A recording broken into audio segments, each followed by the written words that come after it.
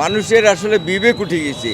যে কোনো জিনিস প্রতিবাদের একটা জায়গা থাকে, তার আগেই অন্তত বলা দরকার যে আমরা এটা করব না, এটা হইলে এইরকম করব, একটা রিমাইন্ড দেওয়া দরকার। সেটা না করিয়া হঠাৎ করিয়া এইভাবে বন্ধ করাতে, এটা তো স্কুলে যাওয়া আসা, তারপরে বিভিন্ন কাজবাজ থাকে, এই জিনিসগুলো তো সমস্যা, এগুলো তো আসলে ঠিক না।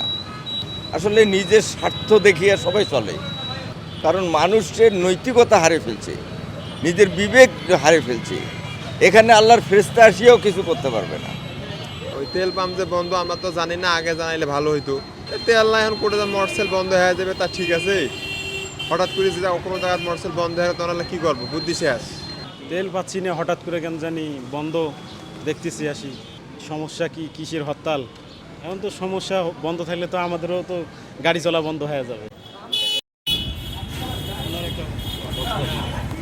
মনে করেন মাঝপথে আসি তেল শেষ হয়ে গেছে, এখানে পাম্প আছে জানি তেল পাবো, এখন আসি দেখছি তেল নাই, তাহলে অবশ্যই সমস্যা। হয়তো কোথাও গাড়িটা রাখিয়া অন্য ব্যবস্থা করে যাইতে হবে কর্মস্থলে। বলার তো আর এখানে কিছু নাই, এখন যখন যেটা মন চাইতেছে তখন সেটাই করতেছে, এখানেই বাড়ায় এখানেই কমায়। আমরা চাই যে কোনো একটা জিনিস সিস্টেমে আসুক।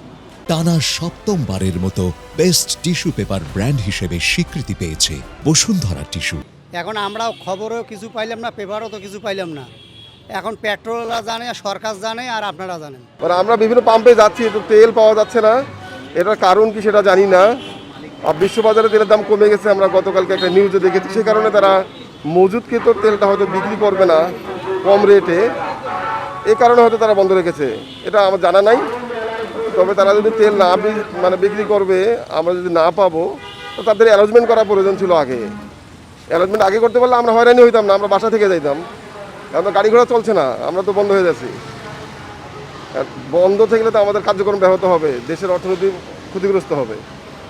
এই জন্য এই ব্যাপারে সরকারের পদক্ষেপ নেওয়া দরকার, যে আসলে ঘটনাটা কি।